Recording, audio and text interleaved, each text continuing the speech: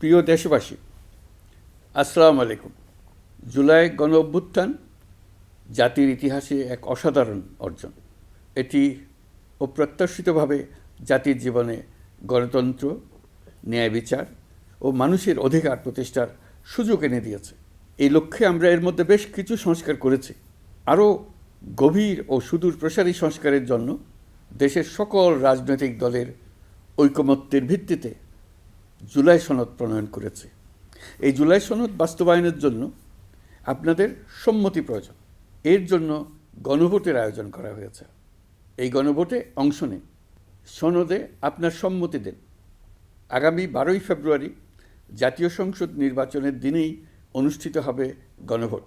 গণভোটে আপনি হ্যাঁ ভোট দিলে বৈষম্য, শোষণ আর নিপীড়ন থেকে মুক্ত হবে বাংলাদেশ।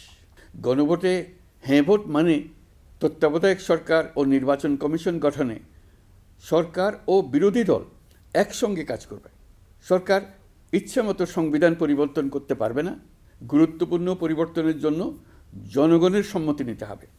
এতে আরও বলা আছে, বিরোধী দল থেকে ডেপুটি স্পিকার ও সংসদের গুরুত্বপূর্ণ কমিটির সভাপতিরা নির্বাচিত হবেন। একজন ব্যক্তি সর্বোচ্চ 10 বছরের বেশি প্রধানমন্ত্রী থাকতে পারবেন না। বিচার ব্যবস্থা স্বাধীনভাবে কাজ করবে। সংসদে নারীদের প্রতিনিধিত্ব বাড়বে। ক্ষমতার ভারসাম্য রক্ষায় পার্লামেন্টে একটি উচ্চ কক্ষ গঠিত হবে। আপনার মৌলিক অধিকার আরও সুরক্ষিত হবে। রাষ্ট্রভাষা বাংলার পাশাপাশি অন্যান্য জাতিগোষ্ঠীর ভাষাও সাংবিধানিকভাবে স্বীকৃতি পাবে। দণ্ডপ্রাপ্ত অপরাধীকে রাষ্ট্রপতি ইচ্ছেমতো ক্ষমা করতে পারবেন না। সব ক্ষমতা একজন প্রধানমন্ত্রীর হাতে থাকবে না। এবং এরকম আরও কিছু গুরুত্বপূর্ণ প্রস্তাব এর মধ্যে রয়েছে। আমি আপনাদের সকলের প্রতি আহ্বান জানাই, আগামী নির্বাচনে গণভোটে অংশ নেন। রাষ্ট্রকে আপনার প্রত্যাশা মতো গড়ে তোলার জন্য হেঁতে সিল দেন। নতুন বাংলাদেশ গড়ার চাবি এখন আপনার হাতে। হেঁতে সিল দিলে নতুন বাংলাদেশ গড়ার দরজা খুলে যাবে। হেঁতে আপনি নিজে সিল দেন, আপনার পরিচিত সবাইকে সিল দিতে উদ্বুদ্ধ করুন এবং তাদেরকে ভোট কেন্দ্রে নিয়ে আসুন। দেশ পাল্টে দিন।